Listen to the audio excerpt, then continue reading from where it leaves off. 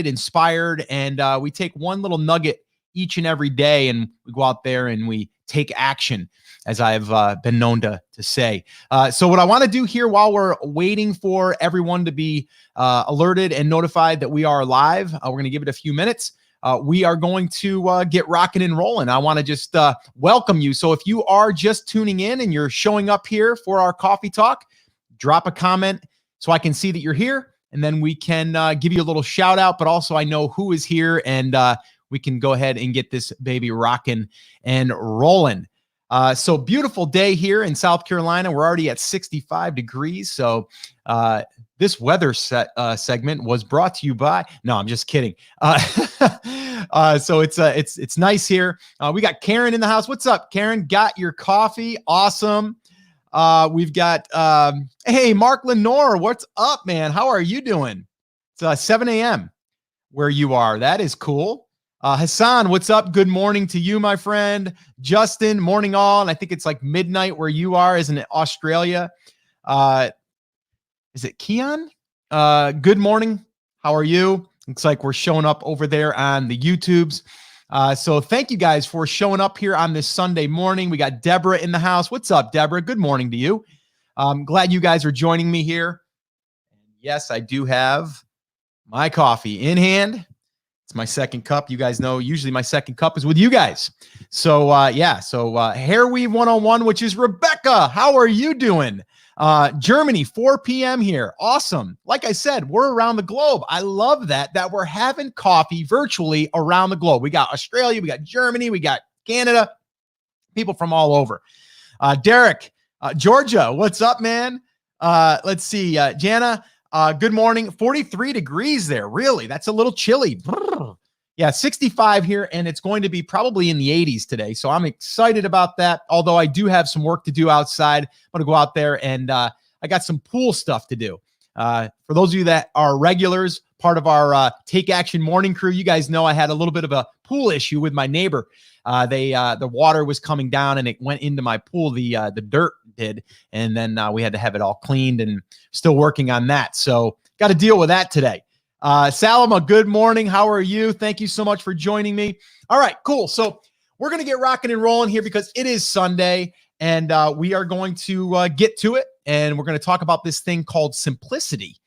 Yeah, we're going to talk about that because I think it is so undervalued, and I think that we put too much stress on ourselves about everything we think we should do, or we look at other people and what they're doing, and we want to be able to kind of get the blinders on. Don't worry about that, and understand that repetition is the ultimate for getting results. I'm telling you right now.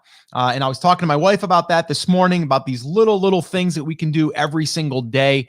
And that is the power of simplicity, is being able to not be overwhelmed, but know that everything you're doing is one step that's working towards either just improving your self-being, or maybe it's working on the business, whatever it is. I mean, I personally think that when we are focusing on ourselves first, that is the most important, because then you can show up in your business, you can show up in your activities that you're doing, but you do need to get that right. And that does come down to simple things like taking a morning walk, getting up at the same time every day, keeping that routine, right? And I do think that sets us up for success in all areas of our life. So here's what I want to do. If you're just tuning in, we're going to talk about simplicity. Yesterday, we talked about email list stuff, which you guys really loved, and you wanted me to do more. Tomorrow, we're going to pick up that conversation where we left off, and we're going to talk about writing emails. And we're going to talk about how to write emails to your list and build value, and also get them to want to buy, all right, over time. So that's what we're going to be talking about. That was a request. If you guys have something that you want me to talk about on an upcoming coffee talk, then just drop it in the comments. Let me know what you want to discuss, and we will dig deeper. And it doesn't have to be just about business, by the way, guys. Okay. It can be about anything. If you want to just improve an area of your life, or if you want to discuss things, let us know. We'll do it here on the coffee talk. All right. That's what we're here for. All right. So the other thing, I need to remind you a couple things before we get going here. Number one, if you are tuning in on YouTube, okay, and you are watching this as a recording, well, I'm going to go ahead and put something up right here.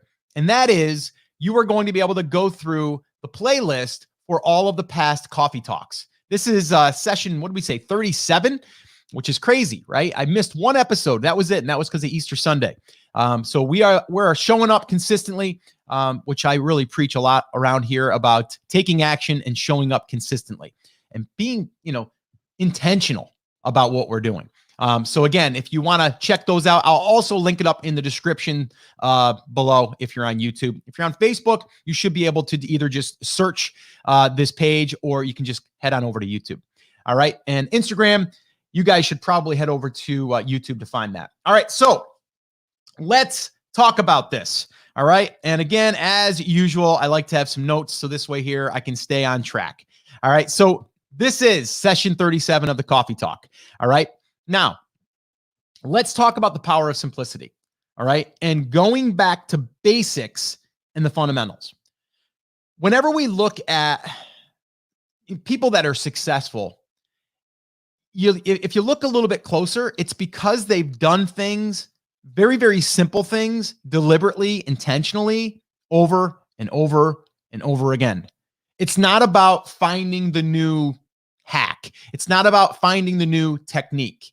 It's about doing the thing that they know has delivered results in the past, or they see someone else that has done it successfully over time. So even if you haven't seen success with it, who is someone that you have admired from afar, or someone that's a friend or whatever, right? Who has had that success that you want to look at and see exactly where they have been. And probably if you look close enough, you're going to find that it is the simple things. It's the fundamentals that really, really allow them to get to where they wanted to go. I'm going to give you an example of what this looks like, but I also want you to do something.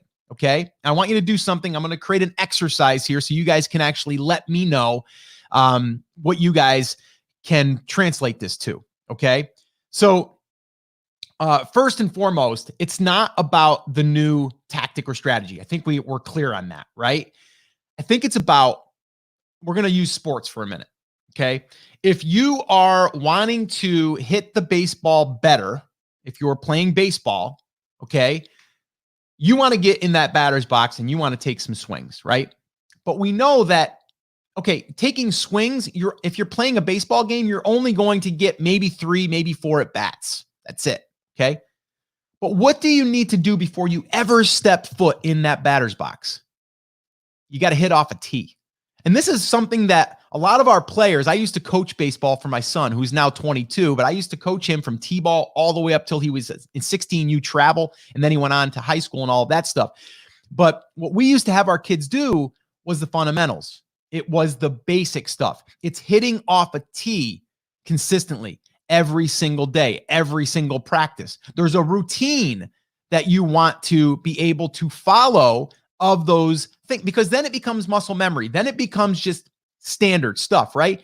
And again, it's not sexy, right? It's like, oh, I got to hit off a tee again 150 times into a net where I don't get to see where the ball goes. I mean, even when you're taking batting practice, it's actually more fun to do that, because then you can see where the ball lands, right? You can be like, boom. Oh yeah, that was deep right field. Oh, I got under that one. That wasn't that good, right? With a tee, when you're hitting off a tee, you basically are hitting into a net most of the time, or up against the fence. So you don't get the satisfaction to see where it went, how far did it go, right? But if you consistently do that, your muscle memory is going to be there. And then when you do get in the box and you take the swing, you're going to have a much greater chance of hitting that ball, right? So it's always the fundamentals. Basketball, the same thing. If you're taking foul shots, well, you might need to take 100 foul shots. I mean, all the great players will tell you it's about the fundamentals. I'll give you an example of how this actually happened in the real world. Okay. My son, who was in I believe it was his senior year, and they were playing in the championship, not in the championship. They were leading up to the championship. They were in the semifinals. And we got to the big stage. You always worked up to get to the big stage. So you weren't playing in the high schools. You were playing in a stadium atmosphere, right? So you always work towards that. And their game that they were playing at the big stage, okay, they were playing on the big stage, but there was 4 teams that were playing for the chance to get into the final match. And that last game that they played would have gotten them into the championship.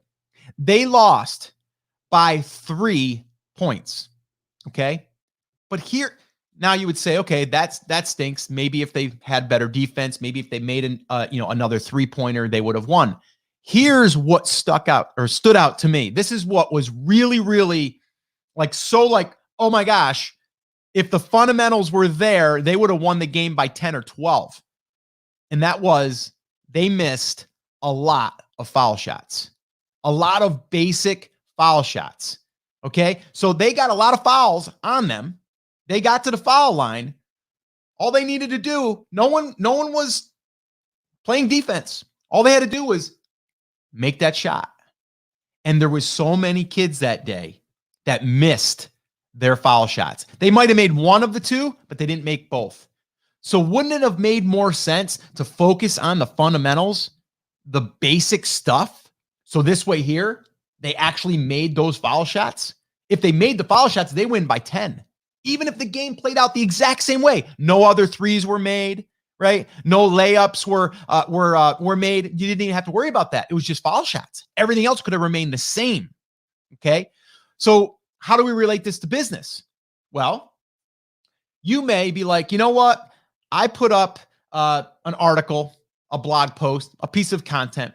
I put it up there, and a week later, it hasn't done anything yet. Okay, so instead of doing another piece of content, I'm just going to go ahead and try to look for something else that could bring in traffic. Maybe I'm going to start a Pinterest account. I'll try that for a couple of weeks. I don't see anything. I let that go. I go over there and I start seeing that people are saying that Facebook pages are the next rage. So we're going to go try a Facebook page for a couple of weeks. So we got all these little things that we're dabbling in. We're not focusing on the core things that we know could drive the business if we stuck with it. Right? So I know personally from experience that if I just focus on creating a piece of content that resides on a website, and I do everything that I've done in the past because I've already proven that it works, and if I do that every single week, I have a much greater chance of my stuff ranking because I've done it. I've waited. I've been patient, but I've been consistent. Right? It's always about the fundamentals and being consistent over time. It's not getting sidetracked on that over there because it looks shiny. It looks, oh my gosh, I want to do that because it's new and it's exciting. It's not boring like this thing over here. This thing already proved itself that it works. It already works. We know it. But why do we let off on that if we ultimately want more traffic? If that's the goal here, we want more traffic. I've done this over here. Why don't I just work on doing this more? Why am I over here trying to figure out a new way to get traffic when this over here has already been proven to work, right? So I want you guys to understand, just because you think what I'm saying right now is so darn simple, you're like, Scott, all right, we get it. Yes, I know that. Then why don't you do that? Like, think about that. I want you to think about today. How can you simplify what you're doing right now? Okay. The things that you're dabbling on because they're new or they're shiny or it might do this. And you're like, you know what? This over here has already worked. Right? There's something over here that's already worked. Why don't I do more of that? Or why don't I refine that? Why don't I work on that skill? Why don't I work on that asset, right? That evergreen asset. Why don't I work on that? Well, because it's not as sexy as, the new, right? So simplicity, I'm telling you, I'm going to give you an example here too. So like I said, if I equate this to business, okay, first off, I know that if I find long tail keywords, meaning something that is like how to catch bass in a pond, okay, if I focus on that, if I write an article, if I post it on my website, I do my basic optimization stuff, which is very simple, and I've talked about it here. I've talked about it in my my brand growth validation checklist, all that stuff. I've shared that. It's not hard, okay? And that's the other thing. Let me time out here for a minute. Time out, okay? Simple doesn't mean it's easy.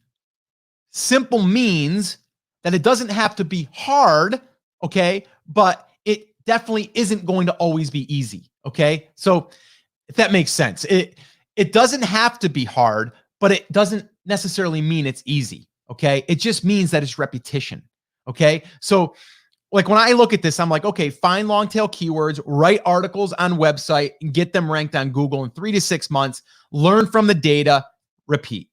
Like that is the process. Now, is it easy when you're first starting to find long tail keywords? No, you're learning something for the very first time, but guess what? That's all we need to work on. And then it becomes simple. Okay. Okay. And then once we do that, then we move on to, okay, writing articles. Is that easy? Not at first.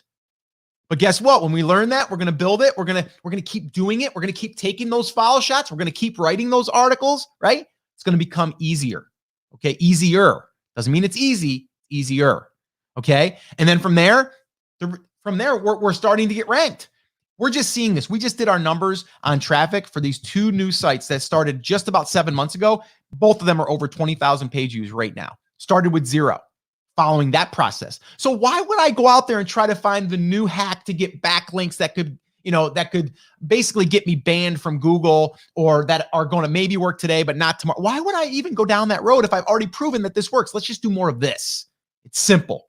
It's reps. Okay. Let's equate this to life. Okay. Another example I'm going to use for myself. I wake up early every day. I walk. I do a little 10-minute meditation with the Headspace. I read a little something positive. I generally feel better. I generally get more work done. I generally feel more clarity. Why am I going to try to find a different thing that could work because that's working for me, right? So why reinvent something, or why mix that all up? Those are fundamentals. Those are my foul shots. Those are my hitting off the tee. Right? I'm going to do that and keep tweaking that and making that better. Right? I've talked about this on a couple of the past coffee talks, the Tiny Habits, that book that I read. I've implemented those things into my day now. It's a trigger point, and then I create that action. Right? So trigger point, action, and then it becomes muscle memory. It's like hitting a ball off a tee. You're going to then hit that ball the same way every single time. Right? So, all right. That is my thoughts today, guys, on simplicity. Do not overcomplicate it. It doesn't mean it's going to be easy. Doesn't mean it's got to be hard either. It's just going to become easier. All right. If that makes sense. I know it's a little bit of both there, but it's really what we need to do. So let me ask you guys now. Okay. You that are on here live, do this for me.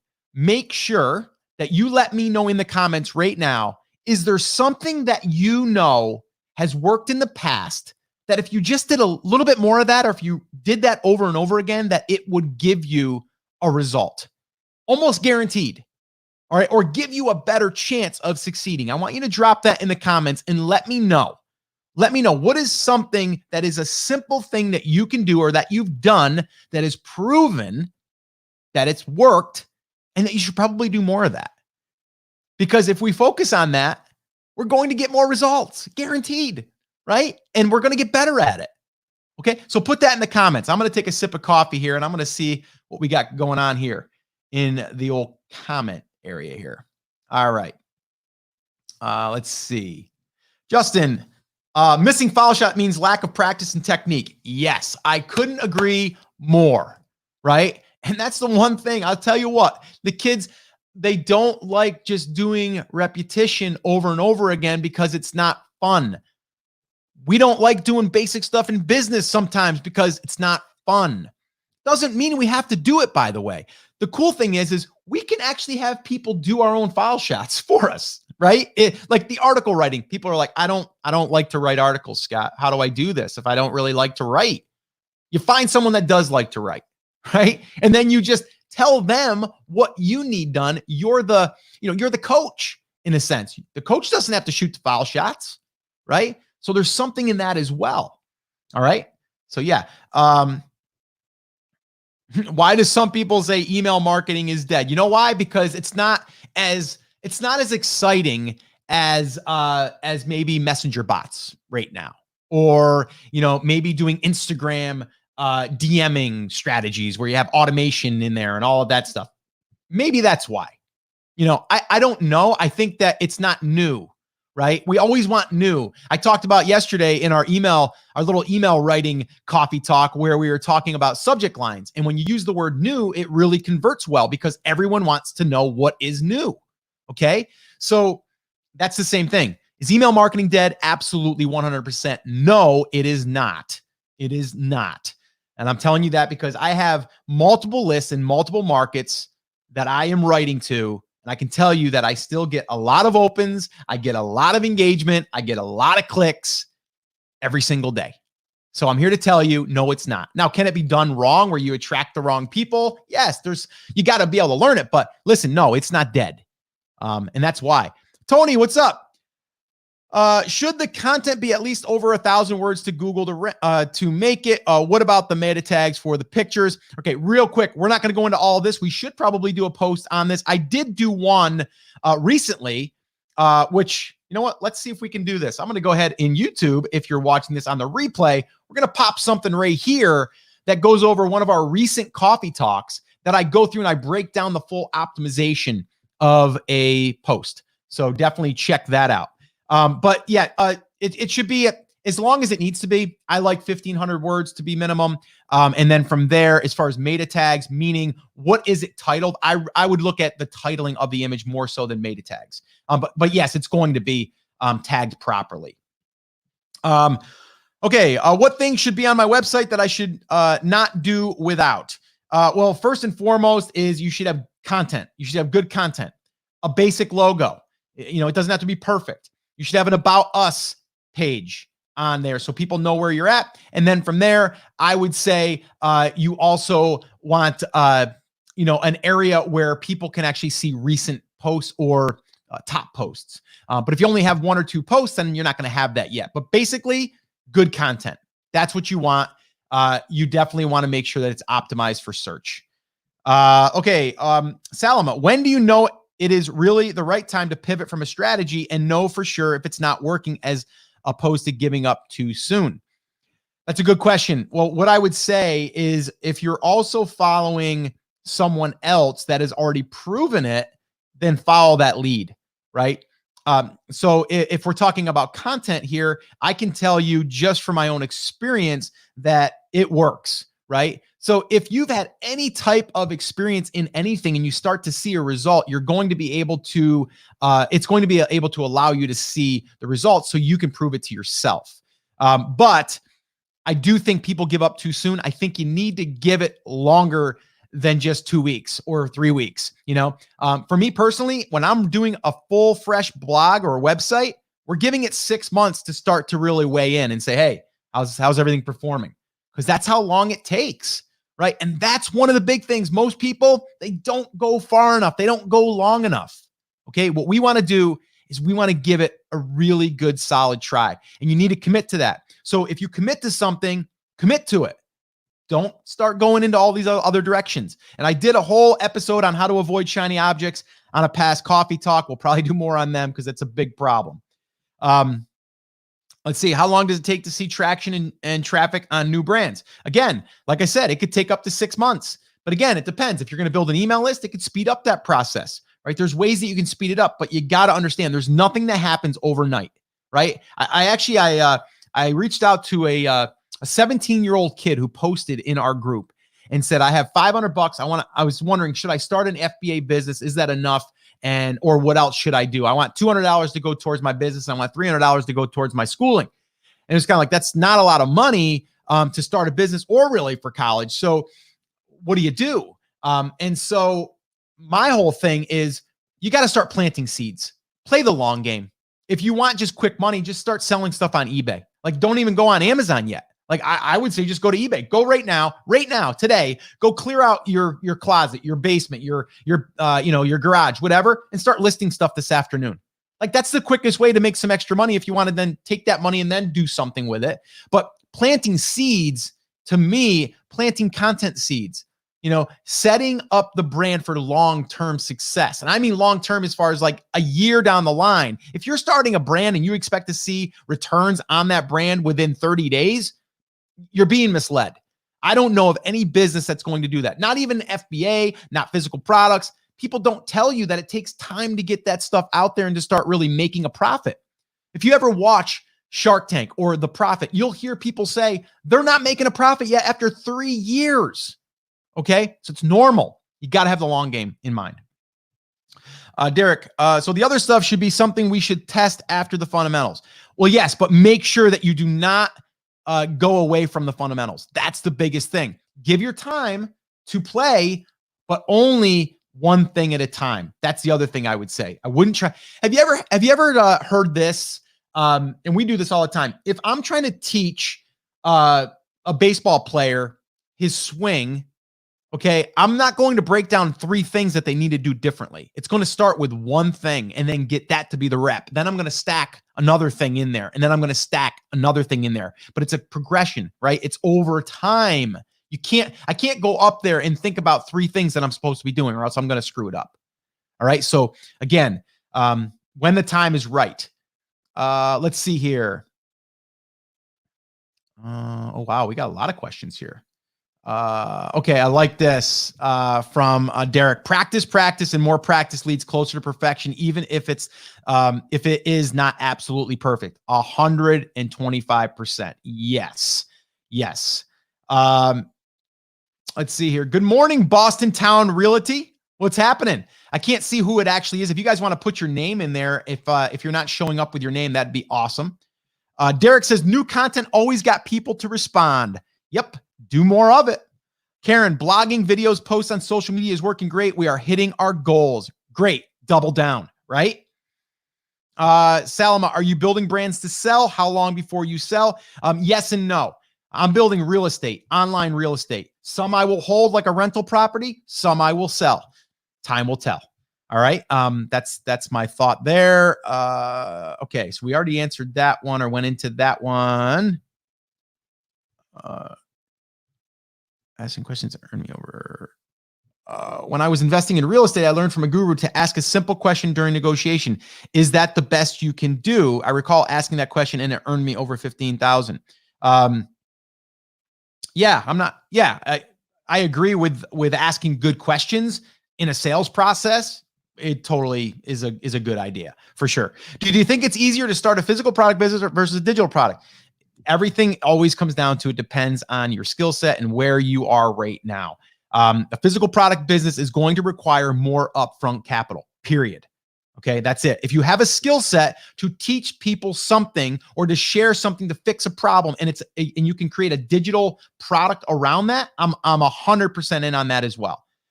They say social media is better at getting people engaged than emails. They are doing shootouts to get emails or shout outs to get emails. I don't agree. I think social media, yes, you might look like you're getting attention, but honestly, like what's a view on social media? A second or 2? What's a view on an email that someone actually reads and opens? It's just different. And I believe that email is more engagement as quality engagement. Social media, a lot of that's vanity numbers, guys. There's a lot of vanity numbers out there, meaning, okay, you got 1 million followers. How did you get them? A lot of people are paying for them. And then you all of a sudden you look at their engagement and it's not great, right? It's like 1 million people and you got 1,000 likes. Great, right? If I had 1 million emails that were all targeted and attention, you get 100,000, right? So yeah, just be careful on the social media aspect of things. Not the same quality. Let's see. Derek, do you recommend a mix of ads and email marketing and social media? Yes, when the time is right. I'm a big believer in creating, again, like I said, evergreen assets. So, if you're running Facebook ads, you should be running them to a lead capture, which will get them on an email list, right? But you got to have that thing first in order to do that. It all can work together, but you can't try to spread yourself too thin, is what I'm saying. How do you know when you should ditch someone that is a mentor that keep going from one thing to another to get to purchase something else? That would totally just turn me off, to be honest with you. If I'm going over in 100 different directions, nah. Like you're going to hear me talk about brand building 100%. That is it. Okay. And if that means that I'm going to talk about email list building, then yes. If it's talking about YouTube, yes, that'll be part of it. If I start talking to you, if I start talking to you about I guess maybe the next thing is selling on Etsy right now.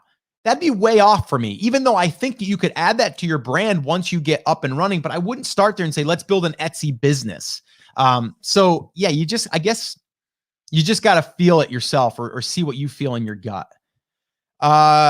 Rebecca, taking the time to find the right keywords before writing the article works well. Would like to have a system how to optimize the process. It's not one of my favorite things to do. Yeah, then just go through your process once and then teach someone else your process and have them start coming back to you. And then you can refine that. And then once that's dialed in, man, that's going to be really, really powerful, because then you've simplified that. Someone else is doing it. And now you can work on what you really want to work on.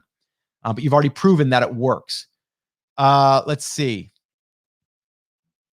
And Derek, it sounds like you're doubting your mentor of in some way. You may just need to have a conversation with them and just get real.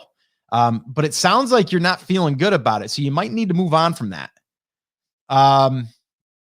Let's see.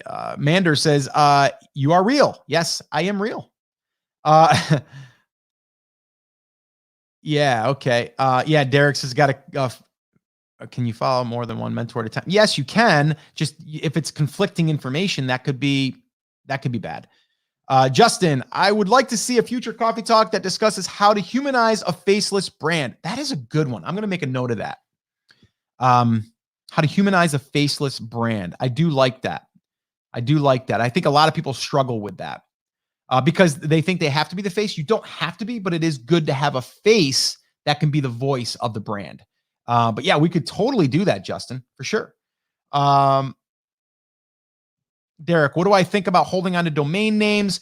Well, I think that it's fine, but I'm not buying domain names to sit on to potentially sell.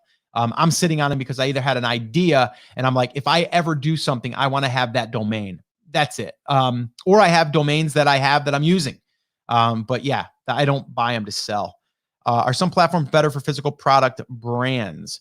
Platforms. Yeah, Amazon's a great platform for physical product, but also you should be selling on your own website. Let's see. Justin says, I own over 100 domains. They are very expensive to maintain. Yes, they are. It's a whole nother business. People have done that. A good friend of mine, Mike Jackness, has done that for years, and he's done well with it, but it's a lot of money to invest in some of these bigger names. Like treadmill.com, which was one he owned. So, you know what I mean? Like, it's got to be a really, really killer domain name in order to have something like that. And should you have multiple domain names? Well, not for your one brand, unless there is like something. Well, I'll give you an example. I'll give you a great example. So brandcreators.com, that's where you can get our free resources. And you can, check that out. But also I have brandcreatorsbook.com. So I bought that domain, so it's easy for you to just go right to that, right? So if you go to brandcreatorsbook.com, you're going to go to a page that is all about this here, the playbook. And that's it. So I can say now, hey guys, if you want to check out our book, you can go to brandcreatorsbook.com, right? I just bought that domain for that purpose. I'm not going to sell that domain to someone that wants to have that domain for their website. So I usually do it for a shorter URL, or I'll use a pretty link on that. Let's see here. A couple more and we got to go, guys. Let's see. And best way to pick domains, keep it simple. I would not use hyphens or any special characters, and I would try to keep it clean and simple, but I wouldn't overthink that either. Because sometimes that can really, really slow you down. All right. So, all right, guys, do me a favor. I got a couple things for you. Okay. This is going to wrap up this coffee talk, but I want you guys to do me a favor. If you are on YouTube, make sure that you subscribe to the channel. Make sure that you sign up to get notifications for when we go live. If you're on Facebook, also make sure that you are getting the notifications. I'm not quite sure when this goes out as far as getting notified. I've had some people say, I don't get your notification for like 3 to 5 minutes after you start airing. So make sure that you do that. Make sure that you set yourself up so you can get these notifications. Also, invite a friend. That's all I ask from you guys. These are free. I'm showing up here every morning to hopefully inspire you, motivate you, and also give you some action steps that you can get out there and rock your day, rock your week, rock your business. All right. So that is pretty much going to wrap up this coffee talk. I want you guys to get out there and make it happen. Do not overcomplicate things. Make it simple. Simple is power. I'm telling you right now. And if you're having trouble with that, you might need to sit down and figure out what has worked in the past and what can you do more of. What are the fundamentals in your business, in your life? And just do more of that. All right. So that is going to wrap it up, guys. Also, if you are watching this on YouTube, I'm going to drop in the description. I'll drop in the description the playlist for this. So this way here, you guys can go back to all the past coffee talks. And again, just do me a favor, invite a friend, send them an email, let them know about our coffee talks, share it on Facebook, share it on YouTube, give it some love. I would really, truly appreciate that. All right, guys. So that is it. That's going to wrap it up. As always, have an amazing day. I'll see you tomorrow, 10 a.m. Eastern time. And until then, take care, take action, and I'll talk to you soon.